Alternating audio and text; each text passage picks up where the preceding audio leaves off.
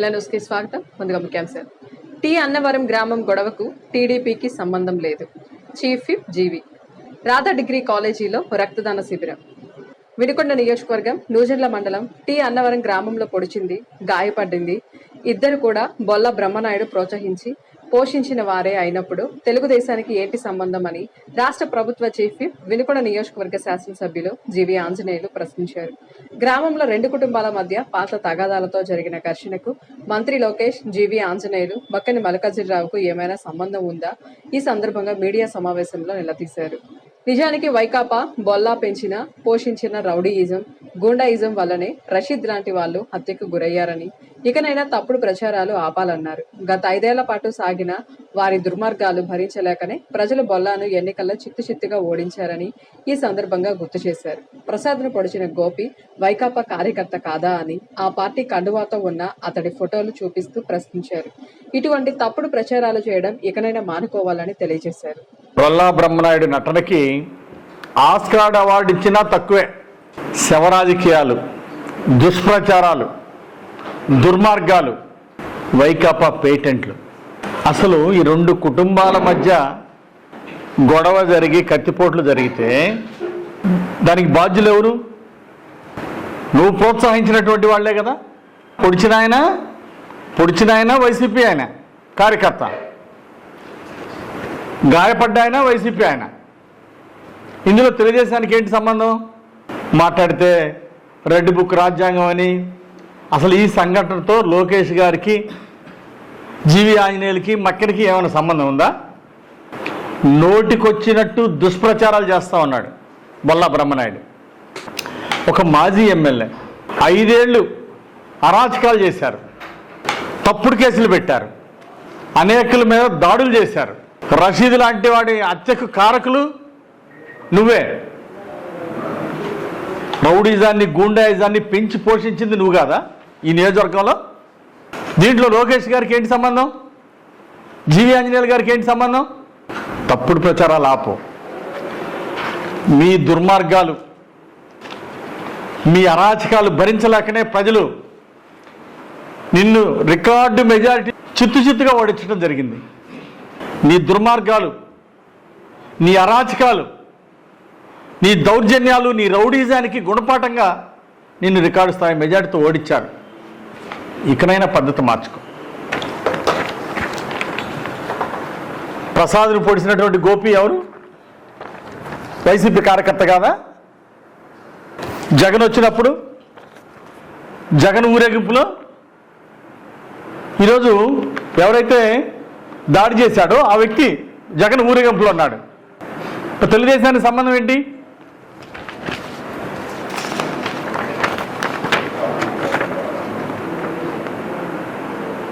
ఈ ర్యాలీలో పాల్గొన్న వ్యక్తి గోపి, దాడి చేసినటువంటి గోపి మీ ర్యాలీలో పాల్గొన్నాడు. అలాగే గాయపడ్డ ప్రసాద్ తాత రామయోగి మీతో కలిసి పనిచేయలేదా? మీ ఫ్యాక్టరీలో, మీ లావాదేవీల్లో ఉన్నటువంటి వ్యక్తే కదా ప్రసాద్ తాత. మీకు పొలాలు కొనిపెట్టింది ఎవరు? ఈరోజు కళ్ళ ముందు సాక్ష్యాలు కనపడతా ఉంటే దాడి చేసిన ఆయన వైసీపీ, గాయపడ్డ ఆయన వైసీపీ. దీనిలో తెలుగుదేశానికి సంబంధం ఏంటి? ఇంత దుష్ప్రచారమా? కళ్ళ ముందు కనపడుతున్నా నిస్సిగ్గుగా, దుర్మార్గంగా దుష్ప్రచారం చేయటమా? మీరు 5,000 మంది మీద, బీసీల మీద దాడులు చేశారు. దీనికి మీరేం సమాధానం చెప్తారు? అనేక మంది బీసీల్ని, జల్లయ్య లాంటి వాళ్ళని, చంద్రయ్య లాంటి వాళ్ళని, బీసీల్ని నరికి చంపేశారు మీరు. అందుకే రాష్ట్రంలో మిమ్మల్ని చిత్తుగా ఓడించారు ప్రజలు. ఇంకా అసత్య ప్రచారాలు నమ్ముకొని మీరేం చెప్పినా నమ్ముతారు ప్రజలు అనుకుంటున్నారు. 5 ఏళ్ళు చూశారు, గుణపాఠం చెప్పారు. వైఎస్ వివేకానంద రెడ్డి హత్యలో జగన్ ఏం చెప్పాడండి? నరికి చంపారు తెలుగుదేశం వాళ్ళు అని దుష్ప్రచారం చేశారు. చివరికి ఏమైంది? సిబిఐ ఎంక్వైరీలో అవినాష్ రెడ్డి, నీ తమ్ముడు అవినాష్ రెడ్డి దోషని సాక్ష్యాధారాలు సహా కోర్టులో ఉంచారు. ఈరోజు ఏ దుష్ప్రచారాలకి చంపేది మీరు, హత్యలను ప్రోత్సహించేది మీరు, శవ రాజకీయాలు చేసేది మీరు. బొల్లా బ్రహ్మనాయుడు లాంటి వాళ్ళకి, జగన్ లాంటి వాళ్ళకి పక్కన తిరిగే వాళ్ళు కూడా అప్రమత్తంగా ఉండాలి.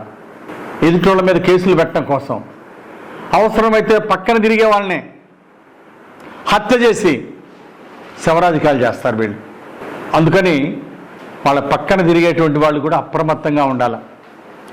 సొంత బాబాయిని చంపించినటువంటి సంస్కృతి, వాళ్ళు అధికారం కోసం ఎదుటోళ్ళ మీద దుష్ప్రచారం చేయడం కోసం ఎంతకైనా తెగిస్తారు వీళ్ళు. ఈ విధంగా ఇలాంటి దుష్ప్రచారాలు మానుకోకపోతే ప్రజలు తరిమి తరిమి కొడతారని గుర్తుపెట్టుకోండి. బొల్లా బ్రహ్మనాయుడు చేసినటువంటి అసత్య ప్రచారాల్ని ఖండిస్తున్నాం. ఈరోజు ప్రజల ముందు నిజాల్ని ప్రజల ముందు ఉంచుతున్నాం. ఈ వినుకొండ నియోజకవర్గంలో ప్రజలందరికీ తెలుసు వీళ్ళు వైసీపీ కార్యకర్తలని. దాడి చేసిన ఆయన వైసీపీ కార్యకర్త, గాయపడ్డ ఆయన వైసీపీ కార్యకర్త. దీంట్లో తెలుగుదేశానికి ఎలాంటి సంబంధం లేదనేది ఇక్కడ ప్రజలకు తెలుసు. ఇప్పటికైనా అసత్య ప్రచారాలు మానుకోకపోతే మళ్ళీ ప్రజలు బుద్ధి చెప్తారు. అవసరమైతే చట్ట ప్రకారం కూడా తప్పుడు ప్రచారాలు చేసే వాళ్ళ మీద చర్య తీసుకోవాల్సి ఉంటుంది. రాజయోగిని ప్రకాశం అని దాది 18వ వర్ధంతి సందర్భంగా బ్రహ్మకుమారి సమాజం వారు దేశవ్యాప్తంగా రక్తదాన శిబిరాలు నిర్వహిస్తూ సోమవారం వినుకొండలో వారి సంస్థ తరపున రాధా డిగ్రీ కాలేజీ వారి సౌజన్యంతో ఏర్పాటు చేశారు. స్థానిక శాసనసభ్యులు, ఆంధ్రప్రదేశ్ ప్రభుత్వ చీఫ్ విప్ జీవి ఆంజనేయులు దాది యొక్క 18వ వర్ధంతి సందర్భంగా రక్తదాన శిబిరాలు నిర్వహిస్తున్న బ్రహ్మకుమారి సమాజం వారికి అభినందనలు తెలియజేయడం జరిగింది. అనంతరం ఏర్పాటు చేసిన రక్తదాన శిబిరంలో పివి సురేష్ బాబు 92వ సారి రక్తదానం చేయడం జరిగింది. ప్రజాపిత బ్రహ్మకుమారి ఈశ్వరీయ విశ్వవిద్యాలయం వారిచే ఏర్పాటు చేయబడినటువంటి మెగా బ్లడ్ క్యాంప్ మా సంస్థ నిర్వాహకురాలు దాది ప్రకాష్ మణి దాది గారి 18వ పుణ్య స్మృతి సందర్భంగా భారతదేశం నలుమూలల ఈ క్యాంప్ ఏర్పాటు చేయడం జరిగింది. సుమారు 1,00,000 లీటర్లు ఇలా సేవ చేయాలి అని సంకల్పము. కాబట్టి అందుకని ఈ సంస్థ ఇక్కడ ఏర్పాటు చేయడం జరిగింది వినుకొండలో. ఓం శాంతి. మన వినుకొండ పట్టణంలో విశ్వ బంధుత్వ దినోత్సవం సందర్భంగా బ్రహ్మకుమారిస్ ఆధ్వర్యంలో రాధా డిగ్రీ కాలేజ్ దగ్గర రక్తదాన శిబిరం జరుగుతున్నది. మనందరి ప్రీతమ నాయకులు, మన శాసనసభ్యులు, ఆంధ్ర రాష్ట్ర ప్రభుత్వ చీఫ్ జీవి ఆంజనేయులు గారు సూచన మేరకు ఈ రక్తదాన శిబిరంలో భాగస్వాములమై మేమందరం కూడా రక్తం ఇవ్వడం జరిగింది. రక్తం ఇచ్చినందుకు చాలా సంతోషంగా ఉంది. ఈ రోజున ఈ బ్రహ్మకుమారీస్ వారిని, విశ్వవిద్యాలయం వారిని అభినందిస్తూ ఉన్నాం. ఇక్కడే కాకుండా భారతదేశంలో నలుమూలల రక్తదాన శిబిరాన్ని పెట్టి 1,00,000 మంది చేత రక్తం ఇప్పించి 1,00,000 మంది ప్రాణాలని కాపాడటానికి ప్రత్యక్షంగా పరోక్షంగా వీరు చేస్తున్నటువంటి కృషికి అభినందనలు తెలియజేస్తూ, అదేవిధంగా మరీ ముఖ్యంగా రెడ్ క్రాస్ వారికి కూడా ధన్యవాదాలు తెలియజేస్తూ, ఈ రక్తదాన శిబిరంలో పాల్గొన్నటువంటి ప్రతి ఒక్క రక్తదాన ఇచ్చినటువంటి రక్తదాతకు కూడా నా హృదయపూర్వక ప్రేమపూర్వక అభినందనలు తెలియజేస్తూ ఉన్నాం. చెప్పాకమ్మా.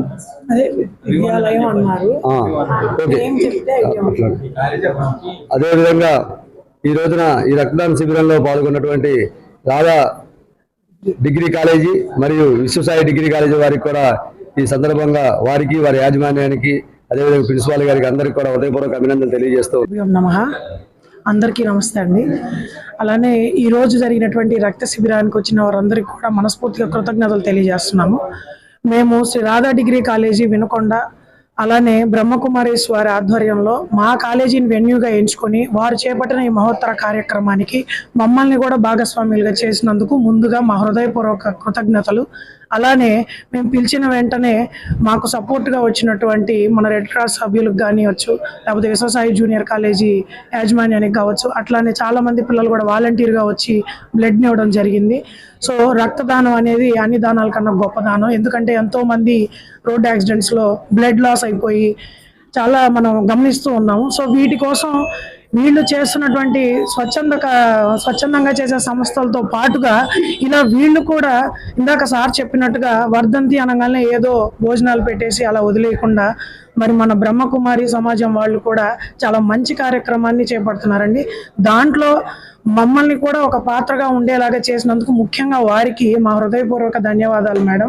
సో ఫస్ట్ చెప్పినప్పుడు మేము కూడా ఎలా జరుగుతుందో ఏదో అనుకున్నాము, కానీ చాలా బాగా జరిగింది మేడం, చాలా మంచిగా వచ్చింది. సో ఇలానే అందరూ కూడా వారి చేయూతనిచ్చి వీరికి సహాయం చేయాల్సిందిగా కోరుకుంటున్నాము. ఇలాంటి పార్టిసిపేషన్ చేయటం వల్ల రాబోయే యూత్ కూడా మంచి మెసేజ్ అనేది మనం ఇచ్చినట్టుగా ఉంటుంది. అట్లానే మా రాధా డిగ్రీ కాలేజీ తరఫున మరి మన ఎమ్మెల్యే గారికి కావచ్చు, అలానే పివి సురేష్ గారికి, బెల్లంకొండ గారికి and Viswasai junior college director sir Sharma గారికి, అట్లానే బ్రహ్మకుమారిస్ సమాజం మొత్తానికి కూడా హృదయపూర్వక నమస్కారాలు తెలియజేసుకుంటున్నాను. ఈరోజు చాలా గొప్ప విషయం. బ్రహ్మకుమారిస్ ఈశ్వరయ్య విశ్వవిద్యాలయం వాళ్ళు సమాజ శ్రేయస్సు కోసం అందరికీ హితం చేకూరాలని ఒక సంస్మరణ దినం అనేది ఊరక సంస్మరించుకోవడమే కాదు, సమాజానికి ఏదో హితం చేయాలనే ఉద్దేశంతో ఈ సత్కార్యాన్ని తలపెట్టారు. ఈ రాధా డిగ్రీ కాలేజ్ వారి ఆధ్వర్యంలో ఈశ్వరయ్య విశ్వవిద్యాలయం వారు మరియు రెడ్ క్రాస్ సొసైటీ వారు మరి శాసనసభ్యుల వారి ఆదేశాల మేరకు ఈ యొక్క చక్కటి కార్యక్రమాన్ని రూపుదిద్దారు. ఇలాగా ఈ డొనేషన్ చేయటం వల్ల సమాజానికి ఎంతో ఉపయోగకరంగా ఉంటుంది, ఎంతమందో జీవులకి ఈ ప్రాణాన్ని ఇవ్వడం జరుగుతుందని చెప్పేసి తెలియజేస్తూ ఉన్నాము. ఇలాంటి రక్తదాన శిబిరాల్లో ఎప్పుడూ ముందుండే వ్యక్తి మా మంచి హృదయుడైనటువంటి మా సురేష్ గారు ఎప్పుడు కూడా ఇప్పటికి 92వసారి రక్తదానం చేయడం అంటే చాలా గొప్ప విషయం.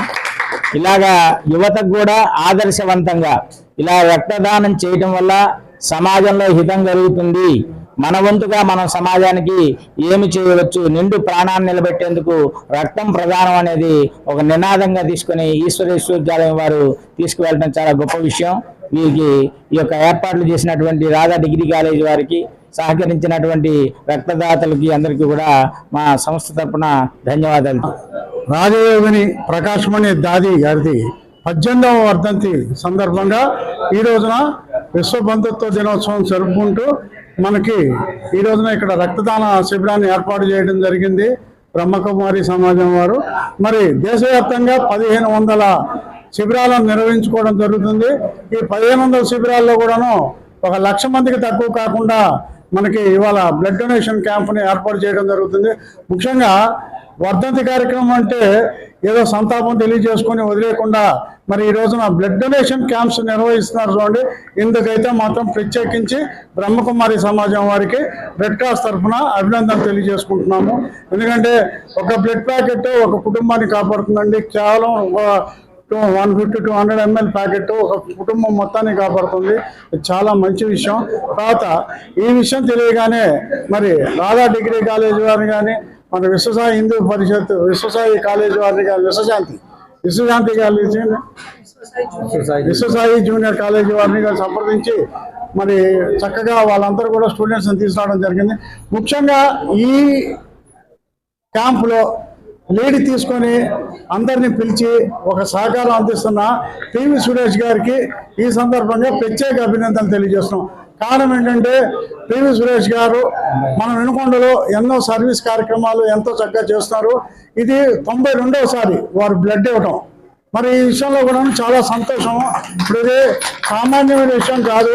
92వసారి బ్లడ్ ఇవ్వడం అంటే ఇది ఒక ప్రణాళిక ప్రకారంగా చేసుకుంటుంది కాదు. ఇది ఎవరికి ఎక్కడ అవసరమైతే అక్కడ నేనున్నాను అని పలకరిస్తూ అందరినీ చేస్తుంటాడు.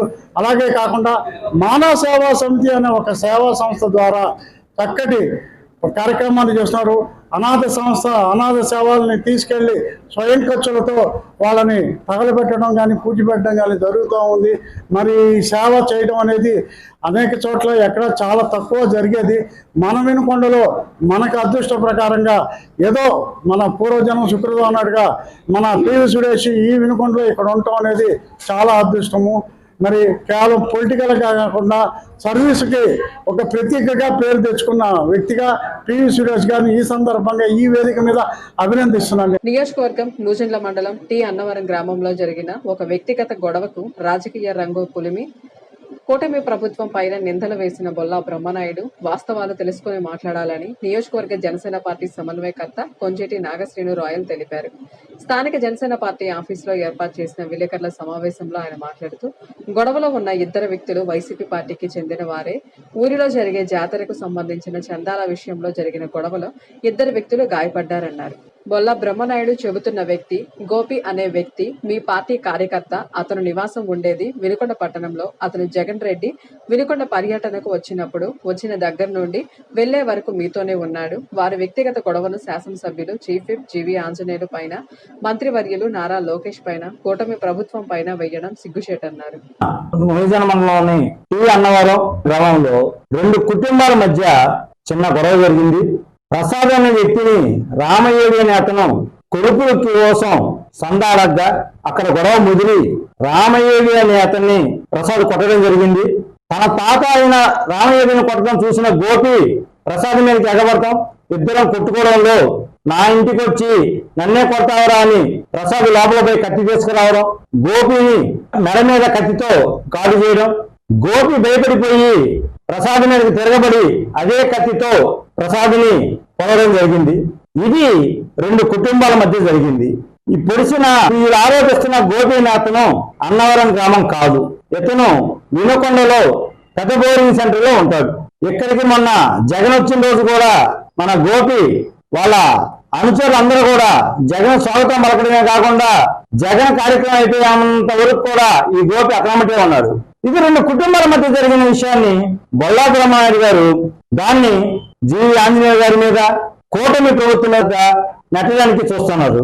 అయ్యా బొల్లా బ్రహ్మనాయుడు గారు, మీరు మొన్న ప్రెస్ ఇచ్చిన నోట్లో అన్నవరంలో గొడవ జరిగిన తర్వాత ప్రసాదం వాళ్ళు మన స్థానిక గవర్నమెంట్ హాస్పిటల్కి వచ్చినట్టు అక్కడ ఎమ్మెల్యే గారు వాళ్ళని చేర్చుకోవద్దన్నారని చెప్పారని వాళ్ళని హాస్పిటల్లో చేర్చుకోలేదని మీకు చెప్పారు. మీరు ఎంత అబద్ధాలు ఆడుతున్నారో ఈ ఒక్క విషయమే తెలుస్తుంది. మన వినుకొండ గవర్నమెంట్ హాస్పిటల్లో దరిదాపు 30 సీసీ కెమెరాలు ఉన్నాయి. ఏ పక్క నుంచి వచ్చినా కానీ ఆ సీసీ కెమెరాల్లో ఆ దృశ్యం బంధించబడి ఉంటుంది. మీరు మీ కార్యకర్త ఎవరు తీసుకొని వచ్చారు? 78 హాస్పిటల్కి వచ్చి చేర్చుకోలేదని మీరు చెప్పారు. మీరు అబద్ధాలు ఆడుతున్నారని వినుకొండ ప్రజలందరికీ కూడా అక్కడే అర్థమవుతుంది. అక్కడికే పోగా మీరు మళ్ళా గుంటూరులో కూడా జీవి ఆంజనేయులు ఫోన్ చేయడం వల్ల చేర్చుకోలేదని ఎందుకు ఈ విధంగా అబద్ధాలు ఆడుతున్నారు? అది జరిగింది, రెండు కుటుంబాల మధ్య గొడవ జరిగింది. ఇతను అతన్ని ప్రాణం చేస్తాడేమోనని భయపడి అతను ఇది చేశాడు. అది ఇద్దరు వైసీపీ కార్యకర్తలే. దాని దేనికి ఎన్డీఏ కూటమి మీద మీరు ఈ విధంగా దుష్ప్రారం చేయాల్సిన అవసరం ఏముందని మేము ప్రశ్నిస్తున్నాం. అసలు వినుకొండ నియోజకవర్గంలో ఈ 14 నెలల్లో కూటమి తరఫున జనసేన గాని, టీడీపీ కార్యకర్తలు గాని, బీజేపీ కార్యకర్తలు కానీ ఎక్కడైనా గొడవ చేసినట్టు చూపించండి. ఎన్ని చేశారో నేను చెప్తా, రాసుకోండి.